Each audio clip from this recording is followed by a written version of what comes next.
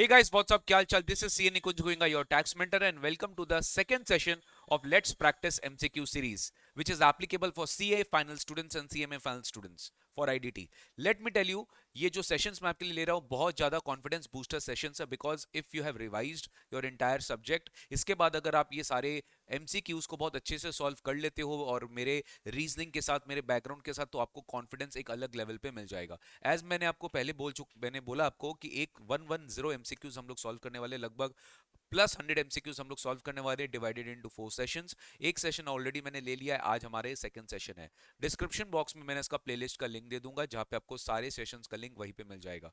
तो please entire playlist को watch करना, इंटायर सेशंस को वॉच करना। आफ्टर वॉचिंग द सेशन एक बात की गारंटी है कि आपका सारा जीएसटी आईडीटी में, जीएसटी हुआ, फॉरेन ट्रेड पॉलिसी हुआ एंड कस्टम्स हुआ, everything will be super duper confident आपका हो जाएगा। ठीक है, ये सारे एमसीक्यूज जो है वो इंस्टीट्यूट के मैट का है। Definitely it is applicable for CA final and CMA final, both students IDT relevant के लिए। चलिए स्टार्ट करते हैं क्वेश्चन नंबर 26 से। क्वेश्चन नंबर 25 तक हम लोग ऑलरेडी सेशन नंबर 1 तक कंप्लीट कर चुके थे और आज अपने सेशन नंबर 2 में क्वेश्चन नंबर 26 से स्टार्ट करते हैं। In which of the following supplies of goods and services in which of the following supplies of goods and services made exclusively to the government departments, agencies and persons notified under section 51 of CGST Act, TDS is required to be deducted। मतलब पूछा जा रहा है कि इनमें से कौन से सप्लाईज में जो कि एक्सक्लूसिवली गवर्नमेंट डिपार्टमेंट्स को किया जाता है and persons notified under section 51। तो मतलब ये टीडीएस से क्वेश्चन पूछा गया है कि इनमें से कौन से supplies of goods and services में made exclusively to government departments, agencies and persons notified under section 51, TDS is required to be deducted. Amounts given below are inclusive of GST at the rate 18%। ये जो amounts नीचे दिया हुआ है इसमें tax GST included है at the rate of 18%। Wherever applicable assume that all other conditions for deduction of TDS are fulfilled. आपको assume करना है कि बाद बाकी सारे कंडीशंस टीडीएस में फुलफिल हो चुके हैं। इनमें से आपसे पूछा है बेटा कि इनमें से कौन से गुड्स एंड सप्लाईज में आपको टीडीएस काटना है। तो लेट्स अंडरस्टैंड, इसमें टीडीएस सेक्शन 51 का क्वेश्चन पूछा गया है। Health department executed a contract with a local supplier registered under GST to supply medical grade oxygen of 2.6 lakh rupees and is making full payment। Health department ने contract किया with a local supplier to supply medical grade oxygen. तो health department हो गया, ये local supplier के साथ contract किया, ठीक है, to supply medical grade oxygen, जिसके लिए health department to supply medical grade oxygen offer. तो वो सप्लायर जो है वो सप्लाई कर रहा है medical grade oxygen of 2.6 lakh rupees, जिसमें जीएसटी 18% ऑलरेडी इंक्लूडेड है। तो सर अगर इसमें जीएसटी ऑलरेडी इंक्लूडेड है तो अपने को याद होगा सर, अपने कॉन्ट्रैक्ट की वैल्यू अगर 2.5 लाख रुपीस से कम है एंड कॉन्ट्रैक्ट की वैल्यू कॉन्ट्रैक्ट में टैक्स अमाउंट इंक्लूडेड नहीं होगा, वैल्यू ऑफ कॉन्ट्रैक्ट अगर 2.5 लाख से ज्यादा नहीं है तो टीडीएस नहीं कटेगा। तो 2,60,000 ये जो अमाउंट है ये अगर 18% इसमें इंक्लूडेड है तो अपने वैल्यू पार्ट अगर निकालेंगे तो वैल्यू पार्ट आ गया 2,20,339। तो in this situation TDS will not be liable to be deducted because यहाँ पर जो टैक्स इंक्लूडिंग 18% आपका 2,60,000 हो रहा है विच इज एक्सीडिंग 2,50,000। तो यहाँ पर आपका टीडीएस नहीं कटेगा। इन this situation TDS will not be deducted, यहाँ पर टीडीएस नहीं कटा जाएगा। This is very very important. Next, government school is making a payment of 3.5 lakh to a registered supplier for supply of cooked food as midday meal under a scheme sponsored by central government और a state government. ठीक है, government school क्या कर रहा है, वो payment कर रहा है 3,50,000 का to a registered supplier for a supply of cooked food as a midday meal under a scheme sponsored by the government. तो गाइज आपको याद होगा ये एग्जाम सप्लाई है, एग्जाम सप्लाई में जीएसटी नहीं लगता। अगर मैं किसी भी एजुकेशनल इंस्टीट्यूशन को सप्लाई कर रहा हूँ food as a mid day meal scheme under scheme sponsored by the government, तो ये एक एग्जाम सप्लाई है।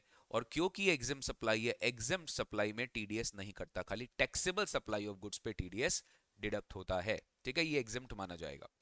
Municipal corporation of Kolkata purchase a heavy generator from a registered supplier in Delhi. Now it is making payment of 5 lakh rupees for such purchase.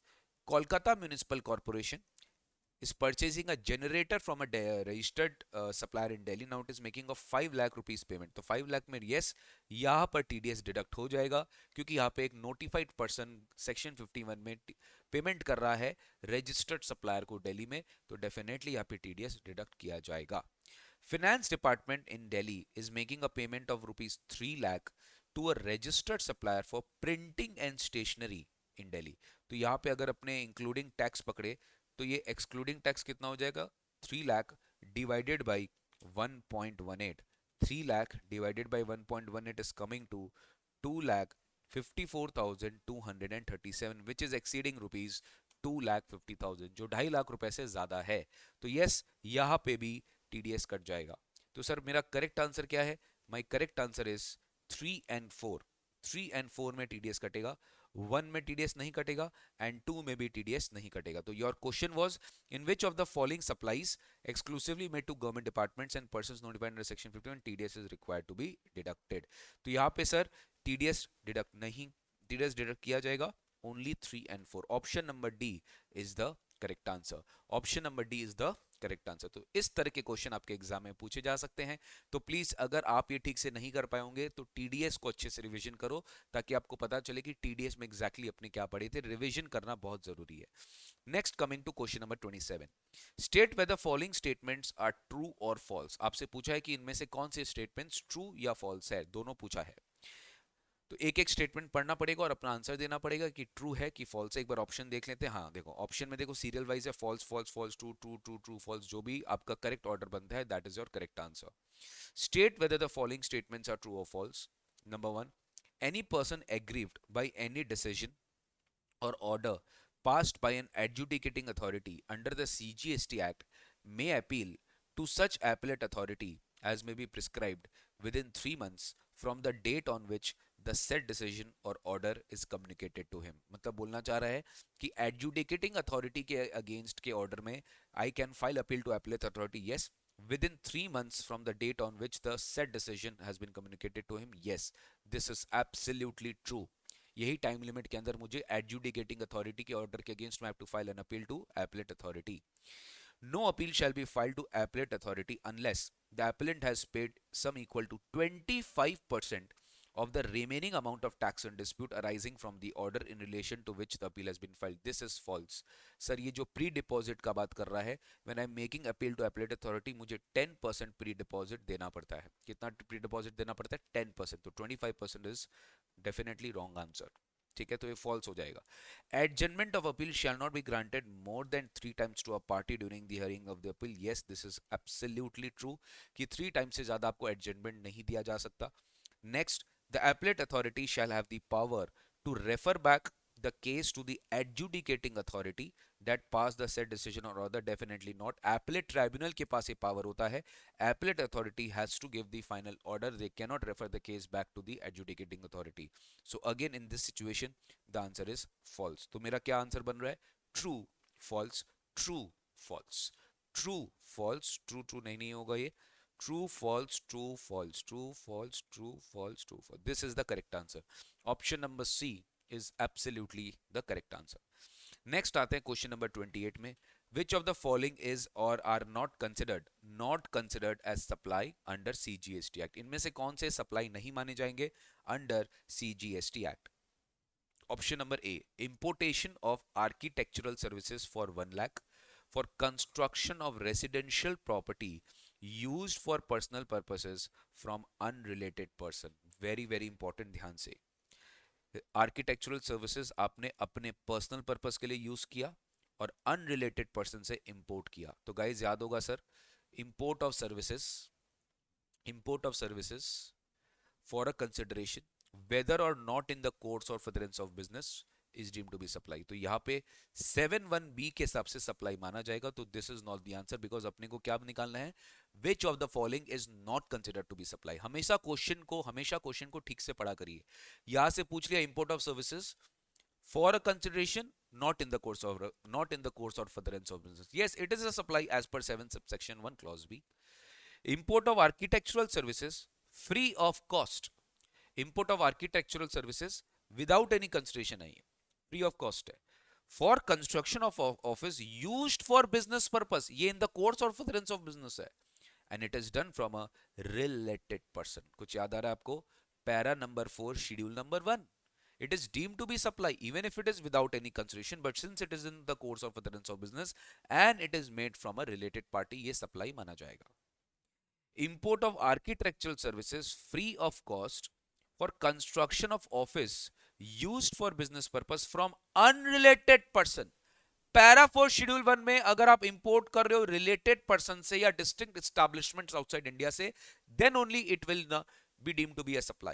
But in this situation, it is made from an unrelated person, although it is made without any consideration in the course of furtherance of business, but it is made from an unrelated person. So yes, sir, this is the correct answer. This will not be deemed to be a supply. This will not be deemed to be a supply.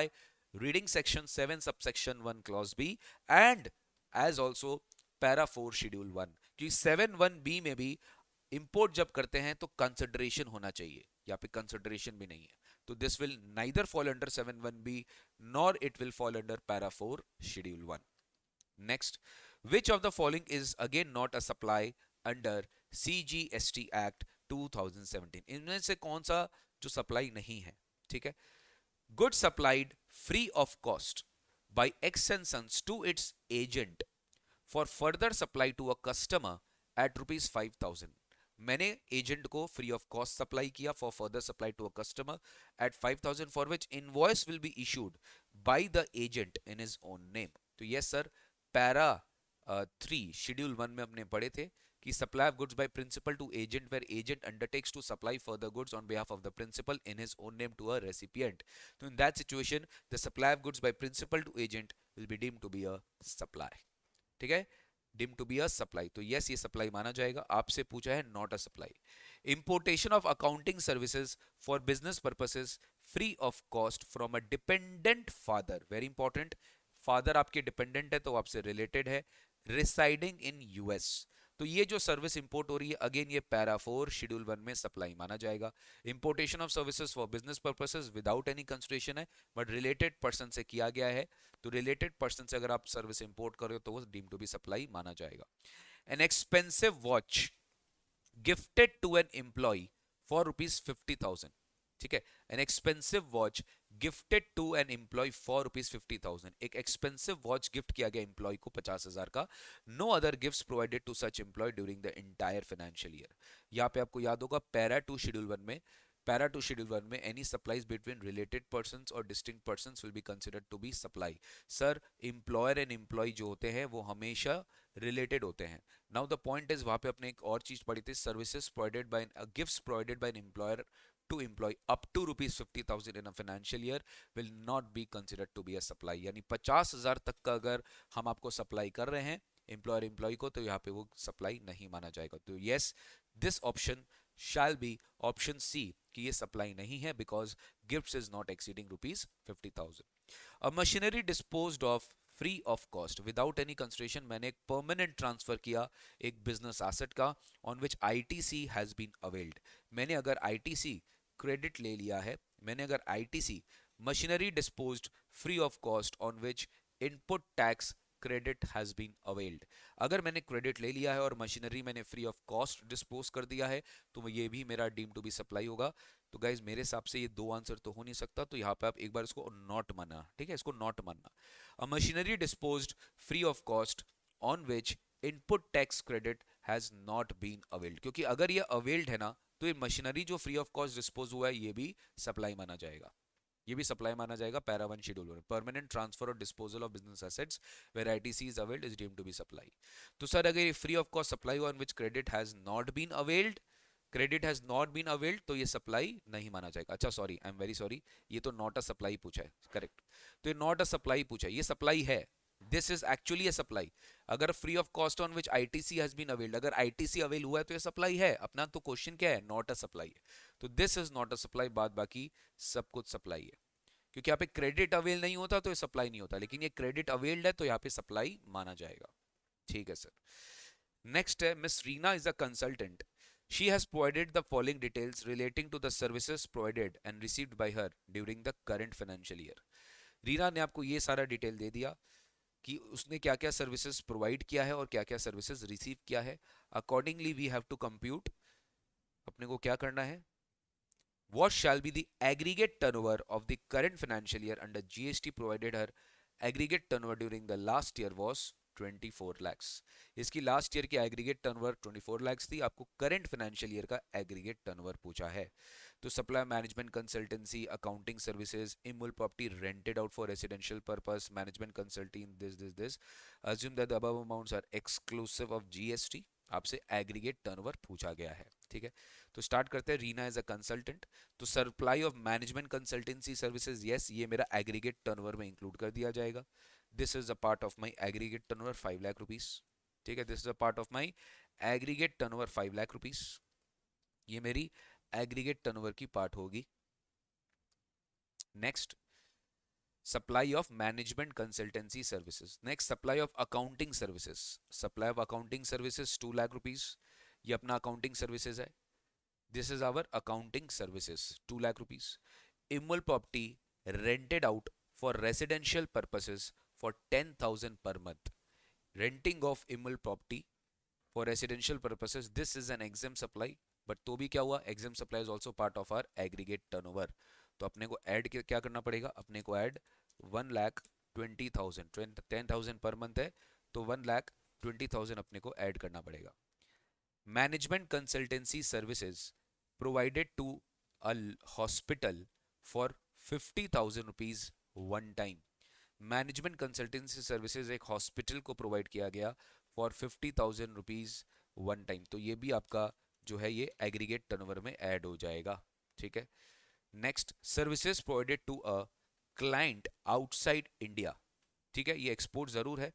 Export भी aggregate turnover में include होगा. 50,000 per month, तो into 12 अगर अपने करते हैं तो 6 lakh rupees आपका एक्सपोर्ट हो गया. वो भी आपका एग्रीगेट टर्नओवर में 6 लाख ऐड हो जाएगा. Services received from a lawyer. Received है सर. इनवर्ट सप्लाई जो है ये हमेशा एग्रीगेट टर्नओवर ऑफ सप्लायर के में इंक्लूड होगा. मेरे एग्रीगेट टर्म में इंक्लूड नहीं होगा बिकॉज आई हैव रिसीव्ड. तो this will not form part of my aggregate turnover.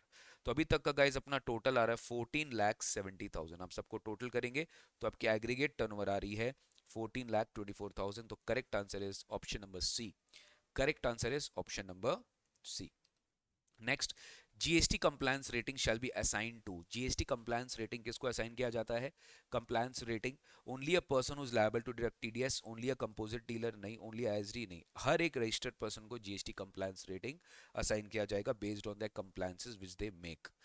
Where the National Anti-Profiteering Authority determines that a registered person has not passed on the benefit of input tax credit to the recipient by way of commensurate reduction in price, the authority may order. Advance anti profiteering authority जो है वो order कर सकता है reduction in prices, imposition of penalty, cancellation of registration. Which of the above options are correct? सब options correct है, सारे चीज वो कर सकते हैं. Prices reduce, imposition of penalty and cancellation of registration. Which of the above options are correct? 1, 2 and 3. These are the above options are correct. Next, Sukanya, a supplier registered under GST, failed to pay the GST amounting to 5,000 for the month of January. The proper officer imposed a penalty on Sukanya for failure to pay tax. ठीक है. Sukanya believed that it is a minor breach and it is accordance with the provision of section 126 of the CGST Act. No penalty is imposable for minor breaches for tax regulations की. कोई भी penalty minor breaches पे involve नहीं है. In this regard which of the following statement is true? इनमें से कौन सा स्टेटमेंट ट्रू है? मतलब सुकन्या बोल रही है कि देखो मैंने 5,000 का टैक्स पे नहीं किया है, ये एक माइनर ब्रीच है, मेरे पे कोई पेनल्टी नहीं लगना चाहिए. गाइस अगर आपको याद होगा सेक्शन 126 में हमने पढ़ा था penalty penalty will not be levied in case of minor breach, but minor breach is a breach where the amount of tax involved is less than 5,000. but यहाँ पे जो टैक्स है एग्जैक्ट 5,000 है. ये जो टैक्स है ये एग्जैक्ट 5,000 है. तो माइनर ब्रीच तभी माइनर ब्रीच माना जाता है अगर वो लेस देन 5,000. ये एग्जैक्ट 5,000 है तो यहाँ पे पेनल्टी लगना चाहिए. Let's see the option. Penalty is leviable on Sukanya since the breach is considered as minor breach only if the amount of tax involved is less than 5,000. This is absolutely the correct answer. Less than 5,000 होना चाहिए. ये 2,500 नहीं है. Up to is not the correct answer. Less than 5,000. ठीक है, तो correct answer is option number A. तो देखो इतना छोटा से छोटा डिफरेंस भी आपके एग्जामिनेशन में आ गया। Which of the following statement is false, आपको इनमें से फॉल्स एक स्टेटमेंट्स है, तो गाइज इसमें से बहुत सारे स्टेटमेंट्स होंगे, अच्छा एक ही स्टेटमेंट है जो फॉल्स है जो आपको बताना है। ITC on works contract services available by ITC on works contract services availed by a software company. ITC on works contract services availed by a software company for construction of its office. For construction of its office is blocked. Sir, office हो गया एक building, immovable property. Even if it is used in the course of furtherance of business, works contract का service अपने पढ़े थे 17 subsection 5 में blocked है. Yes, it is true. This absolutely true. ITC on works contract service availed by a manufacturing company for construction of pipelines to be laid outside the factory. This is not a plant and machinery, and since it is not a plant and machinery, again it is blocked as per 17 subsection 5. ITC on goods and or services used by an automobile company for construction of a foundation on which a machinery to be used in the production process is to be mounted permanently. Very very important guys, ध्यान से सुनना. Goods and services, ITC on goods and services used by an automobile company for construction of a foundation on which a machinery, construction of a foundation on which a machinery to be used in the production process is to be mounted permanently is allowed. ठीक है, अब ध्यान से सुनना, जो structural foundation होता है machinery का, जो स्ट्रक्चरल फाउंडेशन, मान लो ये मशीनरी है, इसके जो स्ट्रक्चरल फाउंडेशन है ये भी प्लांट एंड मशीनरी के डेफिनेशन में आएगा. क्योंकि ये प्लांट एंड मशीनरी के डेफिनेशन में आएगा, यस उसकी आईटीसी आपको मिलेगी, ये भी ट्रू है, उसकी आईटीसी आपको मिलेगी, बिकॉज प्लांट एंड मशीनरी के डेफिनेशन में हमने पढ़ा था structural support of that foundation. I mean, construction of a structural support or foundation on which that machinery will be permanently fastened. That will also be considered to be a plant and machinery और उस पे भी credit मिल जाएगा. तो option C भी correct है. False आपको पूछा है, ITC on works contract service availed by a consulting firm for repair of its office building is blocked provided the company has booked such expenditure in PL account. देखो PL account में तो revenue expenditure होता है, और revenue expenditure तो बल्कि allowed होता है, बिकॉज कैपिटलाइजेशन इन्वॉल्व होता है. If you have capitalised your immovable property का cost, then only credit is blocked. If you have not capitalised, credit is not blocked. यहाँ पे क्या बोला है, वर्क्स कॉन्ट्रैक्ट सर्विस लियो for by consulting firm for repair. Repair हो गया आपका construction of its office building, हो गया immovable property, but only if it is capitalised. It is blocked provided the company has books expenditure PL. नहीं नहीं, ये false है. अगर यहाँ पे लिखता provided the company has capitalised it तो ये ट्रू होता. तो सर पहला 3 स्टेटमेंट फॉल्स था और बाकी का जो 3 स्टेटमेंट था वो पूरा ट्रू था. तो करेक्ट आंसर क्या है, which of the following statement is false, option number D. एक एक ऑप्शन बहुत ही ध्यान से पढ़ना पड़ेगा. अगर आप कहीं पे भी हरी किए, कहीं पे भी आपने थोड़ा जबरदस्ती किया, कहीं पे भी आपने एक्सेस स्पीड से पढ़ाई की, दिक्कत आ जाएगा sir. You have to, this is the way we have to actually solve all the answers. This is the way we have to actually solve all the answers. तो मैं आपको तरीका बता रहा हूँ कि आपको किस तरीके से अपने जो MCQs है वो आपको प्रिपेयर करना चाहिए. ठीक है, नेक्स्ट अपने आते हैं क्वेश्चन नंबर 35 में. Sukhimal a sole proprietor has to appear before the appellate authority. Sukhimal एक सोल प्रोप्राइटर है, he has to appear before the appellate authority. Okay, he decides to appear through an authorized representative. Which of the following persons can be appointed as authorized representative of Sukhimal under GST law? इनमें से कौन सा सुखीमल का authorized representative act कर सकता है? Sohan is son who has been dismissed from a government service lately. No, he cannot be a authorized representative. Rohan, a company secretary who has been adjudged as an insolvent. Again ये insolvent declare हो चुका है, adjudicated हो चुका है, तो definitely he cannot be considered to be authorized representative. Mukul, a practicing high court advocate. Yes, एक practicing high court advocate can be entitled to be his authorized representative. तो correct answer is option number C, that is 3. Option number C आपका correct answer होगा. Under which of the following situations input tax credit will be available under GST law? इनमें से कौन से situations में ITC available करा दिया जाएगा? ठीक है, let's read. Cars purchased by a manufacturing company for official use of its employees. आपको पता है सर ये ब्लॉक्ड है, this is completely blocked, this completely blocked, क्योंकि sir cars is motor vehicles is completely blocked. Aircraft purchased by a manufacturing company, again this is completely blocked.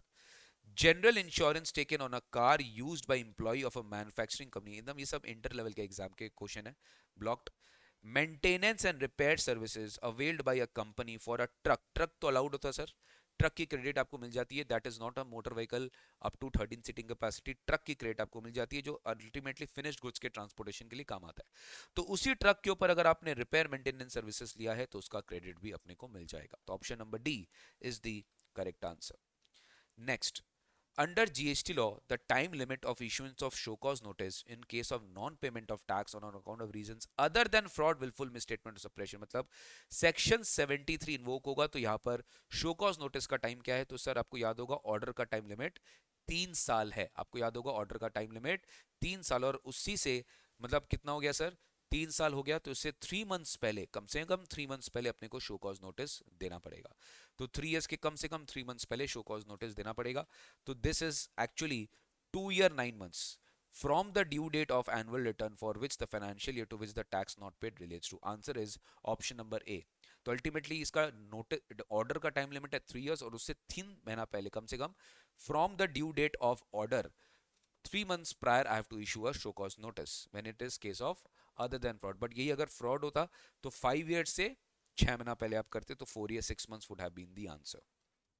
Time limit for issuance of show cause notice under GST law in case of any amounted collected as tax but not paid to the central government. तो यहाँ पे जो proceedings होगी यहाँ पे अलग time limit मतलब अलग प्रोसीडिंग्स होगी, लेकिन इसके लिए गाइस कोई भी टाइम लिमिट प्रिस्क्राइब नहीं किया गया है जीएसटी लॉ में कि अगर कोई भी अमाउंट टैक्स कलेक्टेड होना चाहिए था बट गवर्नमेंट को पे नहीं किया गया तो सर ये 73 74 में नहीं, सीधा इसके ऊपर असेसमेंट किया जा सकता है सेल्फ और उस पर तुरंत पेनल्टी लगाया जा सकता है, इसके ऊपर कोई टाइम लिमिट प्रिस्क्राइब्ड नहीं है। There is no time limit prescribed for this particular show cause notice. Devbhoomi Rice Private Limited, a registered person in GST, is providing services of processing of milling of paddy into rice, loading, unloading, packing, storage, warehousing of rice in the state of Chhattisgarh. The company has made the following supplies during the tax period। ठीक है, तो आई am very sure ये आपसे examination से question पूछेगा। Determine the amount of GST payable on the above supplies assuming that the applicable rate of tax was 5% and the amount given here are exclusive of GST। तो sir ये agriculture service का जो एग्जामिशन वाला part है कि यहाँ से आपसे सर्विस का जो पार्ट है बेटा ये पूछ लिया गया। ठीक है, ये एग्रीकल्चर सर्विस का बेसिकली ये पूछ लिया गया। आपको क्या निकालने बोला है, आपको इन्होंने निकालने बोला है GST, amount of GST payable assuming की एप्लीकेबल रेट ऑफ टैक्स कितना है 5% है। ठीक है, तो देखिए loading and unloading of rice, loading and unloading of rice this is absolutely an exam services, इस पे कोई भी जीएसटी नहीं लगता। Packaging and warehousing of rice को भी एग्जेम्प्ट कर दिया गया, इस पे भी जीएसटी नहीं लगता। But processing services of milling of paddy into rice, processing services of milling of paddy into rice, जो पैडी की मिलिंग होती है इनटू राइस में, ये जो प्रोसेसिंग सर्विसेज है ये जो है इस पे आपकी जीएसटी टैक्सेबल हो जाएगी, और 1 करोड़ का जो 5% है इस पे टैक्स लग जाएगा सर। 1 करोड़ का 5% कितना हुआ 5 लाख रुपीज। तो determine the amount of tax payable, option C is the correct answer, 5 lakh rupees आपके ऊपर जीएसटी लग जाएगा। नेक्स्ट अपन आते हैं, a municipal corporation has invited online bids for maintenance of bus stops for a period of 1 year. एक municipal corporation ने online bids invite किया कि भाई बस स्टॉप्स को मेंटेनेंस सर्विस देना है for a period of 1 year from 1st Jan to 31st December। The work involves composite supply of goods and services whereas the supply of services is the principal supply.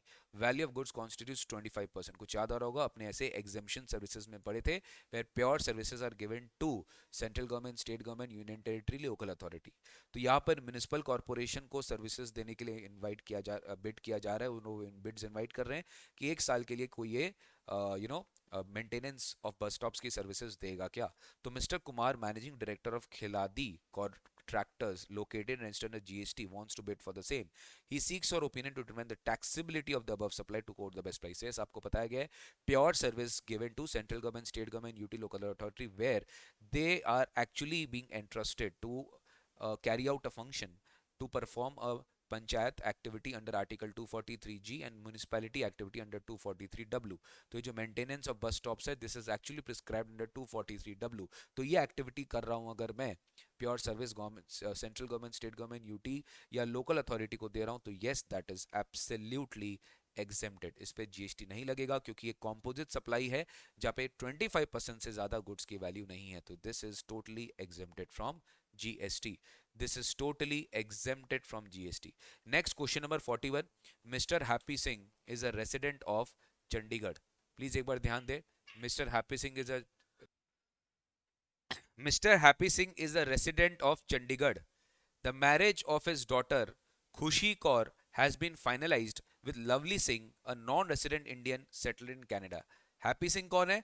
Chandigarh में resident है. Marriage of his daughter Khushi Kaur has been finalized with Mr. Lovely Singh, a NRI settled in Canada. The marriage is scheduled on 14th February in Chandigarh. ठीक है, पक्का place of supply का question रहने वाला है मेरे हिसाब से. Let's see. अच्छा ठीक है, टैक्सेबिलिटी का है. Mr. Happy Singh wants to send 5,000 marriage invitation cards to all his relatives and friends. उसको 5,000 invitation cards भेजना है अपने सारे relatives friends को. In India, to attend the marriage, he has to send the invitation by speed post. उसको कैसे भेजना है? Speed post के through service invitation भेजना है. He is not sure about the taxability of speed post services under GST regime. He seeks your advice, help in determining the applicability of GST on speed post. Choose the correct option. आपको क्या करना है? आपको correct option चुनना है. तो guys आपको याद होगा डिपार्टमेंट ऑफ पोस्ट की services through speed post, express parcel post, life insurance and agency services provided to person other than government is fully taxable. ठीक है, ये फुल्ली टैक्सेबल होता है और कोई भी अदर एग्जेम्पशन जो है इस एग्जेम्पशन को कर्टेल, इस टैक्सेबिलिटी को प्रिवेंट नहीं कर सकते, टैक्सेबिलिटी होगी. तो ये जो सर्विसेज है फुल्ली टैक्सेबल होगा. आपको करेक्ट ऑप्शन चुना था GST payable, non taxable exam. GST payable is the correct answer. इस पे जीएसटी लग जाएगा, लेकिन ये अगर सर्विस गवर्नमेंट को दिया जाता तो जीएसटी नहीं लगता. Question number 42. Mr. Kumar is the managing director of Khiladi Equipments Private Limited. The company is located and registered under GST in Mumbai, Maharashtra. Mr. Kumar has decided to send food grains and other relief materials worth rupees 50 lakhs and 20 lakhs through railways and airways respectively. ध्यान से, food grains and relief materials किसके through भेज रहा है mister Kumar? 50 lakh rupees and through railways and Airways. Air वाला exempt नहीं होता है. To the cyclone hit victims in Kerala in the month of November. Company has contacted Super Airlines and Indian Railways to transport the materials from Bombay to Kerala, and price for the same has been determined as 10 lakh by air and 50,000 by railways. The railways के through जो transportation होती है relief material की exempt होता है, but Airways के through exempt नहीं होता है. Mister Kumar seeks your help to determine the amount of GST payable in respect of services procured from Super Airlines and Indian Railways if the applicable GST rate is 18% and the amount given above are exclusive of taxes. जैसे मैंने आपको बोला कि sir railways के through जो होगा वो exempt होगा, बट एयर के थ्रू होगा वो 18% टैक्सेबल हो जाएगा. यानी 10 लाख का 18% कितना हुआ? 1,80,000. तो 1,80,000 है वो सुपर एयरलाइंस जो है वो जीएसटी चार्ज करेगा, और 50,000 का में इंडियन रेलवेज पे कोई जीएसटी नहीं होगा. सॉरी, ये A is the correct answer. Super airlines 1,80,000, Indian railways 0, क्योंकि sir transportation of relief materials by rail या वेसल जो है वो एग्जेम्प्ट होता है, बट एयर के थ्रू एग्जेम्प्ट नहीं होता. Next, mister Manjot is a trader supplying goods from his firm Singh traders. The office of the firm is located in Delhi, whereas its godowns are located in the state of Uttar Pradesh, Punjab and Jammu and Kashmir. तो मंजोत जो है उसकी जो office है वो दिल्ली में located है, where उसके गोडाउन्स अलग अलग स्टेट में है. वो सप्लाई कर रहा है from his firm Singh traders. Singh traders made following intra state supplies for different states during the current financial year. Question एक बार देख लेते हैं क्या पूछा है. क्वेश्चन पूछा है ascertain the states in which Manjot is required to take registrations. Very good question. बताओ किस किस स्टेट से मंजोत को जीएसटी का रजिस्ट्रेशन लेना है. कंसिडरिंग दिस, दिल्ली में उसने टैक्सेबल सप्लाई किया 21 lakhs का. ठीक है, तो दिल्ली में तो लेना ही पड़ेगा.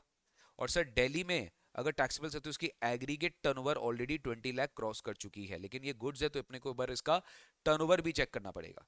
पंजाब में एग्जाम सप्लाई किया 6 lakhs का, तो 21 + 6. उत्तर प्रदेश में टैक्सेबल एग्जाम दोनों किया 3 lakhs का. जम्मू एंड कश्मीर में 8 lakhs टैक्सेबल और 3 लाख, ये तो 11 lakhs का। तो 21 प्लस 6 कितना हुआ, 27 प्लस 3 कितना हुआ, 30 और 11 41। तो सर ये 40 लाख से ज्यादा टर्नओवर हो गया है, तो उसको जीएसटी में रजिस्ट्रेशन लेना पड़ेगा from what which ever states he is making a taxable supply. Now मेरा बात ध्यान से सुनना, ये टैक्सेबल सप्लाई दिल्ली से कर रहा है, ये टैक्सेबल सप्लाई यूपी से भी कर रहा है, ये टैक्सेबल सप्लाई जेएनके से भी कर रहा है, बट ये टैक्सेबल सप्लाई पंजाब से नहीं कर रहा है। तो पंजाब में he is not liable to take registration, he is liable to take registration from Delhi, he is liable to take registration in UP and JNK. तो Delhi, UP and JNK will be the correct answer. Punjab में ये exempt supply कर रहा है, ये कोई भी taxable supply नहीं कर रहा है। As per section 22 every person who is liable to take registration will take registration only in that state where he makes a taxable supply. तो in this situation Delhi, UP and J N K will be the correct answer. Delhi, UP and J N K will be the correct answer. Then question number 44. Mr. Pandey is an ambulance driver who lives in NCAT of Delhi, National Capital Territory of Delhi. Ambulance driver है. He provides driving services to Preeti heart and lung institute. वो driving services दे रहा है एक super speciality hospital जो GST में registered है in Delhi for a consideration of 25,000 per month. एक एम्बुलेंस ड्राइवर सर्विसेज दे रहा है एक हॉस्पिटल को। Pandey was instructed to pick up a patient in Gurugram to the hospital, in Gurugram to hospital.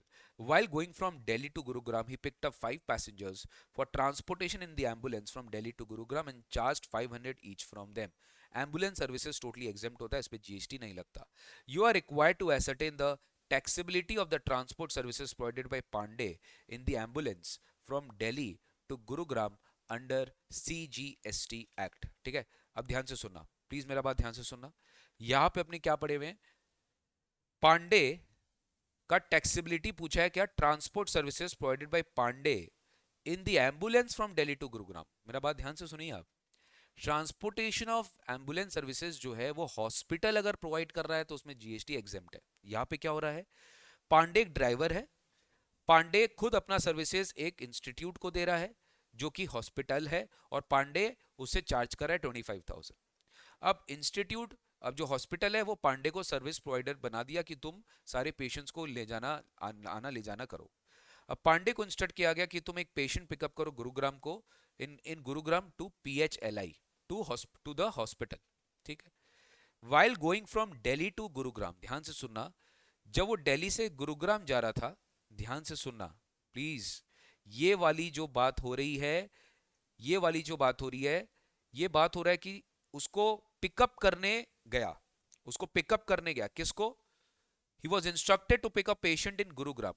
अब उसकी कार दिल्ली में है, ठीक है, वो दिल्ली से गुरुग्राम जा रहा है पेशेंट को लाने, गुरुग्राम से बैक दिल्ली आएगा। तो गुरुग्राम से बैक जब दिल्ली आएगा ये पेशेंट के साथ आएगा, बट जब दिल्ली से गुरुग्राम जा रहा है तो क्या किया, he picked up 5 passengers for transportation from Delhi to Gurugram, और उनसे 500 होता है ना कि खाली गाड़ी जा रहा है, 500 रुपए सबसे ले लिया। अरे जबरदस्त क्वेश्चन था ये। तो ये वाली जो सर्विसेज थी, ये नॉट बीइंग अ पेशेंट, ये पेशेंट को नहीं ट्रांसपोर्ट कर रहा था, पेशेंट को तो आते समय लेके आया, तो इस पे जीएसटी नहीं है। बट दिल्ली से जब गुरुग्राम जा रहा है ऑन द ऑनवर्ड जर्नी में, तब ये जो है 5 पैसेंजर्स को लेके गया है, दिस इज टोटली टैक्सेबल। मतलब सर बेसिकली एम्बुलेंस में एक हट्टा कट्टा आदमी लोग जाएगा तो टैक्सेबल होगा, ठीक है ना। तो this is totally a taxable supply, a super duper question. इस तरह के क्वेश्चन आपके एग्जाम में आ सकते हैं, ठीक है। नेक्स्ट है question number 45। Messrs. Kala and Associates dealing in sale या purchase of used or second hand cars registered under GST during the current financial year affected following transactions। देखो जहां सेकेंड हैंड के बारे में आया तो यहाँ पे रूल 32 सब रूल 5 आपके माइंड में आ जाना चाहिए। Kala and Associates purchased car 1, car 2, car 3, ये तीनों कार परचेज करता है from unregistered person, but car 4 जो परचेज कर रहा है वो रजिस्टर्ड से परचेज कर रहा है। मतलब ऑब्वियसली यहाँ पे क्रेडिट की बात आएगी, यहाँ पे क्रेडिट की बात आएगी ही नहीं, ठीक है। तो यहाँ पे जो भी डिफरेंस है आप इसका मार्जिन स्कीम में टैक्स निकाल लोगे, मार्जिन निकाल लोगे, और उस पे जो मार्जिन पे टैक्स बन रहा है वो आप निकाल लोगे। Car flow from registered person who charged GST of 1,30,000 and accordingly Kala has availed the ITC of the same। तो जिस कार पे कला ने क्रेडिट ले लिया उस पे मार्जिन स्कीम एप्लीकेबल नहीं है। Kala is not conversant with GST provision, hence it has approached you for determining GST liability, assuming that the applicable rate of tax is 18% and the amounts given above are exclusive of taxes.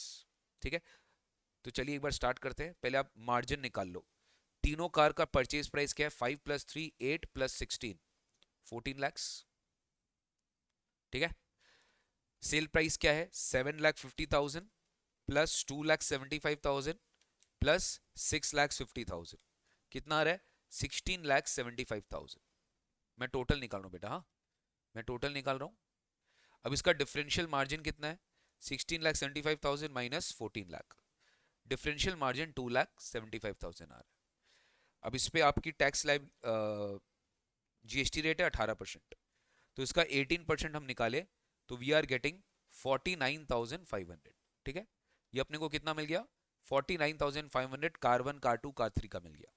अब car 4 में बोला है कि वो GST में registered है जिससे वो परचेज किया है. ठीक है, तो सामने वाला पक्का जीएसटी चार्ज किया होगा. यहाँ पे बोल भी दिया कि he has taken the credit. तो यहाँ पे अपने नॉर्मल टैक्स निकालेंगे. 9,50,000 के ऊपर जो आउटपुट टैक्स चार्ज होगा वो है 18%. ठीक है, तो 9,50,000 का 18% कितना हुआ? 1,71,000. ठीक है, अब इसमें क्रेडिट, इसमें क्या बोला? कार 4 ये 8 लाख रुपीस में खरीदा, उसमें जीएसटी चार्ज हुआ है. तो कार 4 में 18% जीएसटी हो गया मेरा 1,44,000. ठीक है, ये हो गया मेरा 1,44,000. तो 1,44,000 मेरी क्रेडिट है और मेरी आउटपुट टैक्स कितनी है? 1,71,000. तो ये मेरा कितना आ रहा है? ये मेरा आ रहा है 27,000. This is coming to 27,000. Okay. Messrs. Vishu Mega Mart, a store located and registered under GST in Rajasthan, has come out with a big discount offer at the time of Diwali on various gift items. मतलब क्या लिखा है? एक store है जो located है and registered है under GST in Rajasthan, has come out with big discount offers at the time of Diwali on various gift items. In order to attract more customers, it has decided to supply a gift pack containing 5 packets of Jeera Ram Namkeen, taxable at 12%, 1 packet of roasted smoked almonds, 18% taxable, 1 packet of Cornville chocolate, 28% taxable, and 1 bottle of Teal Fresh juice, taxable at 18% in a single basket for a single price of 1,000. Simple है, आपको type of supply बताना और tax rate applicable on the same बताना है. आपको type of supply बताना और tax rate applicable on same बताना है. सर क्लियर कट है, ये मिक्स सप्लाई है और मिक्स सप्लाई में से सबसे हाईएस्ट रेट ऑफ टैक्स होता है वही वाला टैक्स रेट इसमें लगेगा. Highest rate of tax of जो रेट है वो सर चॉकलेट्स पे है.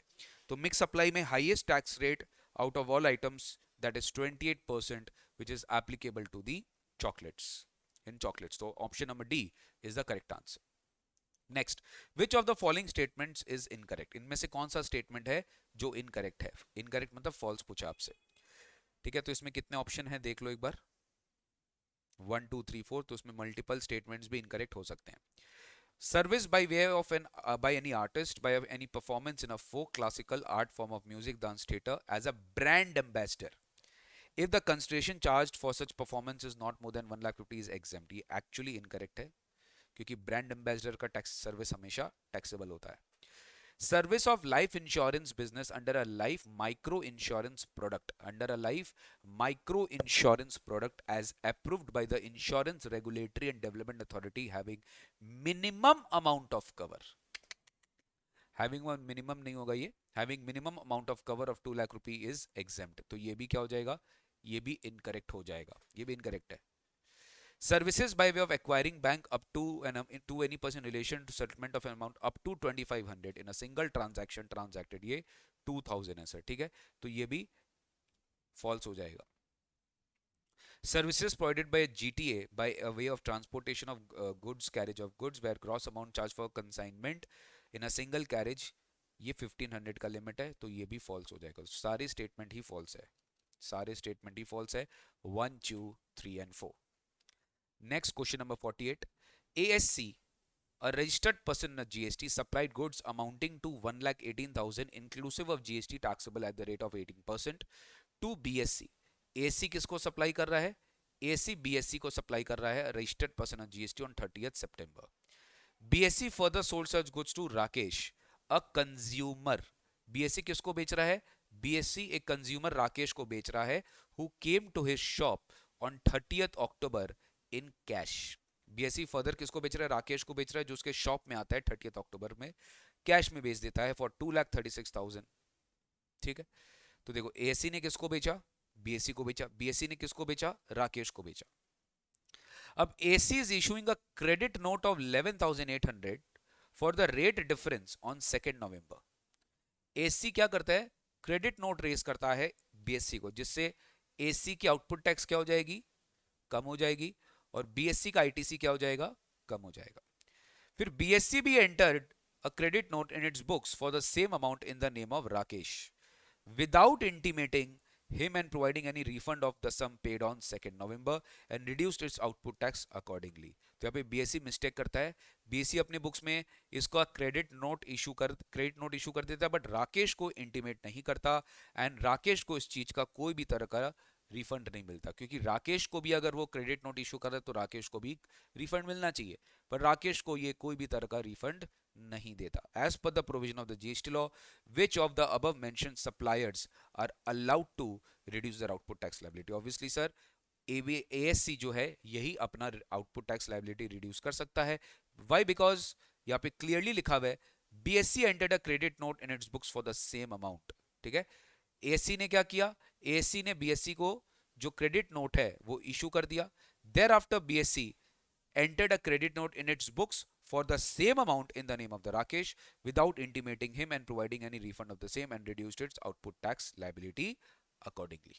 ठीक है, तो in this situation ASC is the supplier who is liable or who is allowed to reduce their output tax liability. Output tax liability is the correct answer. Next, Alauddin, a stationery retailer located and registered under GST in Allahabad, has received an order. He has received an order. इसको क्या मिला? एक order मिलता है. He has received an order for supply of goods worth rupees 2 lakh on 12th November from another local registered dealer Jalaluddin. ठीक है, इन्होंने order receive किया 2 lakhs का किसी और डीलर से, जलालुद्दीन से. Goods were supplied under the cover of a tax invoice. Alauddin incurred the following additional expenses before the goods were delivered to Jalaluddin. Jalaluddin को गुड्स डिलीवर करने के पहले goods were supplied under the cover of tax invoice. Packing charges, freight and cartridge, handling charges, ये आपके value of supply में include कर दिया जाएगा. Jalaluddin made full payment on the delivery of the goods for which he has allowed instant cash discount, ये minus कर दिया जाएगा. एप्लीकेबल जीएसटी रेट्स आपको दिया गया है. अलाउद्दीन पेड सीजीएसटी एसजीएसटी इतना. एज अ टैक्स कंसल्टेंट आपको फर्दर टैक्स लायबिलिटी निकालना है ऑफ अलाउद्दीन. देखो गाइस सिंपल है, ये 2 लाख के ऊपर ही 9% टैक्स लगाया होगा.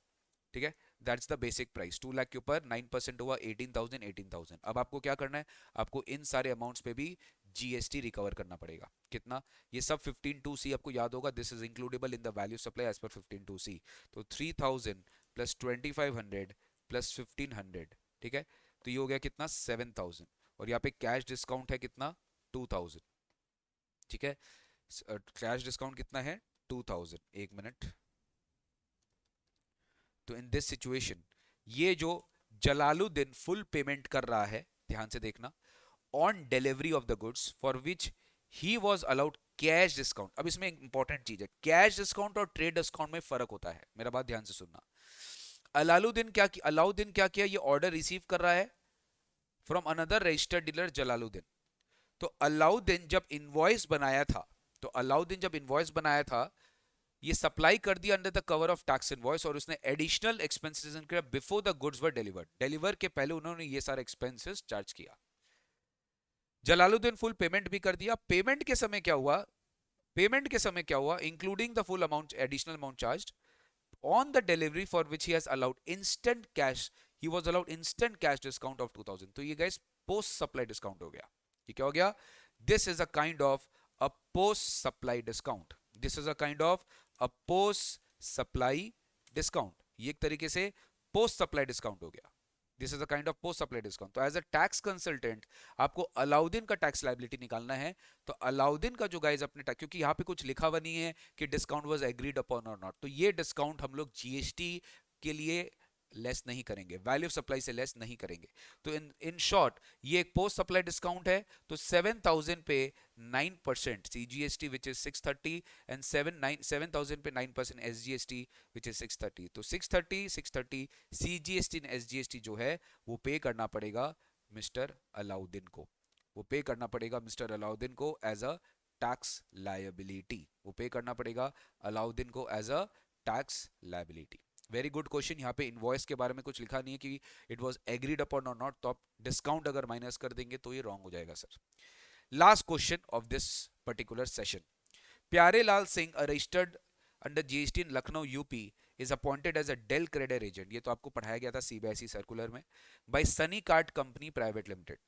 सनी कार्ड जो है वो प्यारे लाल को as a del credit agent appoint करता है। He sells eye opticals to customers locally within the same state. Sunny card is also registered under GST in the state of UP. During the current year Sunny Card जो है ये 10 करोड़ का goods worth supply करता है, उस open market value 10.05 crore from its Allahabad unit to Pyare Lal Singh. ठीक है, प्यारे लाल सिंह को सप्लाई किया जाता है, to from its Allahabad unit to Pyare Lal supply किया जाता है। प्यारे लाल जो है ये फर्दर सप्लाई करता है by raising invoices using his own GSTN, मतलब यहाँ पे सेक्शन 24 भी लग जाएगा, यहाँ पे आपका पैरा 2 भी लग जाएगा। Pyarelal Singh has received a commission of 75 lakh rupees from Sunny Card during the year, and he has guaranteed the payment of the value of such goods from the customers to Sunny Card. ये जो है ये commission में से receive हो रहा because he is a Dell credit agent and he is actually guaranteeing the payment, तो उसके लिए उसको commission भी मिल रहा है प्यारेलाल को 75 lakh. Pyarelal has also provided financial assistance in the form of large credit period to his customers on which he has also earned। तो गाइज यहाँ पे ध्यान रखना, प्यारेलाल क्योंकि खुद अपने जीएसटी नंबर से इनवॉइस रेज कर रहा है, तो he is an independent person, कि he is a agent. Sir ये खुद एजेंट है, ये अपने नाम पे इनवॉइस रेज कर रहा है, प्लीज याद रखिएगा, ये अपने नाम पे इनवॉइस रेज कर रहा है। तो ये जो भी होगा ये value of supply of goods में ऐड होगा, आपको याद होना चाहिए, ये उसके value of supply of goods में ऐड किया जाएगा। He has also provided financial assistance in the form of credit period to his customers on which he has earned interest of 15 lakh rupees. मेरा बात ध्यान से सुनो। तो सनी कार्ड क्या कर रहा है, सनी कार्ड प्यारेलाल को बेच रहा है, ट्रांसफर कर रहा है, प्यारेलाल अपने खुद के इनवॉइस पे कस्टमर्स को बेच रहा है। अब प्यारेलाल फाइनेंशियल असिस्टेंस जो अपने कस्टमर को दे रहा है उसके लिए प्यारेलाल को 15 लाख मिल रहा है, और प्यारेलाल सिंह गारंटी दे रहा है सनी कार्ड को कि बॉस हम तुम्हारा टाइमली पेमेंट कराएगा, तो उसके लिए प्यारेलाल को 75 लाख रुपीस कमीशन भी मिल रहा है सनी कार्ड से। Compute the value supply of Sunny card company and Pyarelal Singh for the current financial year. आपको दोनों का वैल्यू ऑफ सप्लाई पूछ लिया, assuming both of them wish to adopt minimum value of supply to the extent possible. तो बहुत simple है guys, यहाँ पे अपने को वैल्यूएशन रूल अपनाना पड़ सकता है, आराम आराम से समझते, कोई हड़बड़ी नहीं है, आराम आराम से समझते, कोई हड़बड़ी नहीं है। तो यहाँ पर अपने पहले बनाते हैं सनी कार्ट, ठीक है, Sunny cart, okay. Sunny cart ने प्यारेलाल को सप्लाई किया और प्यारेलाल ने कस्टमर्स को सप्लाई किया। सनी कार्ट ने जो प्यारेलाल को सप्लाई किया, ठीक है, ये उसका एजेंट है। यहां पर ओपन मार्केट वैल्यू अपने को पता है 10.05 करोड़, प्यारेलाल ने सप्लाई किया 10.1 करोड़ में, ठीक है। अपने को पता है रूल नंबर 29 अप्लाई कर सकते हैं आप लोग, when goods is supplied by principal to agent. तो वहां पे या तो आप ओएमवी ले लीजिए, या तो आप इसका 90% ले लीजिए, या तो आप ओएमवी ले लीजिए, या तो आप इसका 90% ले लीजिए, करेक्ट। तो 10.1 का 90% अगर हम लोग करें तो we are getting how much, 9.09 crore. तो whichever is lower obviously this you will want to take, यहाँ पे लास्ट लाइन में लिखा है कि which is minimum value to the extent possible, जो आप मिनिमम वैल्यू है वही आप लेना चाहोगे, जो मिनिमम वैल्यू है वही अपन लेना चाहेंगे, जो मिनिमम वैल्यू है वही अपने लेना चाहेंगे, ठीक है। This is going to be your case, this is going to be your case, यही मिनिमम वैल्यू आप लेना चाहेंगे, ठीक है। नेक्स्ट, तो ये हो गया आपका सनी कार्ड का वैल्यू। सनी कार्ड के लिए वैल्यू क्या होगा? 9.09 करोड़। क्वेश्चन क्या पूछा है? Compute the value supply of Sunny card. तो सनी कार्ड के लिए वैल्यू सप्लाई क्या होगा? 9.09 करोड़, बिकॉज प्यारेलाल ने फर्दर सप्लाई किया है 10.10 करोड़ में, तो उसका 90% अपने ले लिए। अब अपने से पूछा है कि प्यारेलाल जो कस्टमर्स को सप्लाई किया, क्योंकि एज एन एजेंट अपने ओन नेम में सप्लाई किया, इट इज ओन नेम में सप्लाई किया है, तो प्यारेलाल के लिए जो एक्चुअल वैल्यू है ये है 10.10 करोड़, यही होगा।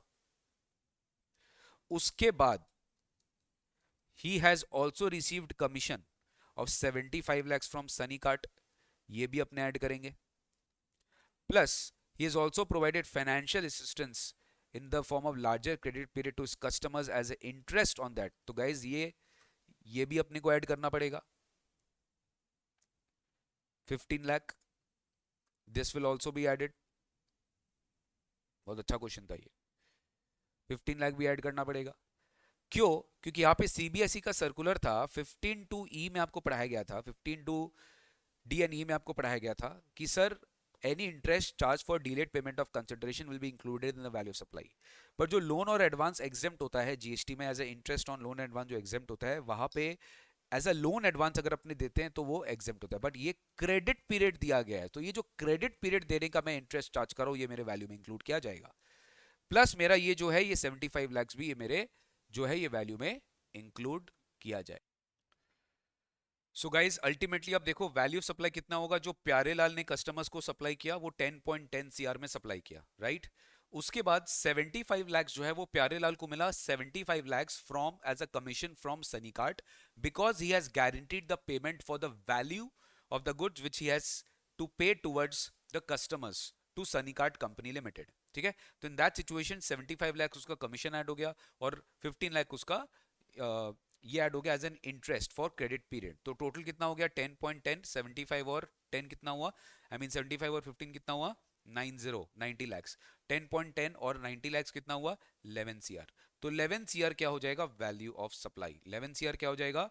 वैल्यू ऑफ सप्लाई जो प्यारेलाल सिंह के लिए रहेगा। तो प्यारेलाल सिंह के लिए 11 सीआर हो जाएगा value of supply. Sunny card के लिए हो जाएगा 9.09 crore which is point A. Sunny card के लिए हो जाएगा 9.09 crore which is point A, and Pyarelal Singh के लिए हो जाएगा 11 सीआर। तो ये था अपना क्वेश्चन नंबर 50। ठीक है, with this we complete our second session of our MCQ series. अब अपने थर्ड सेशन में 51 से लेके 75 तक जाएंगे। ठीक है ना, थर्ड सेशन में अपने जो एमसीक्यू नंबर 51 है वहां से लेके 75 में जाएंगे। आशा करता हूं कि आपको सारे एमसीक्यूज अच्छा लग रहा होगा and you are enjoying this session.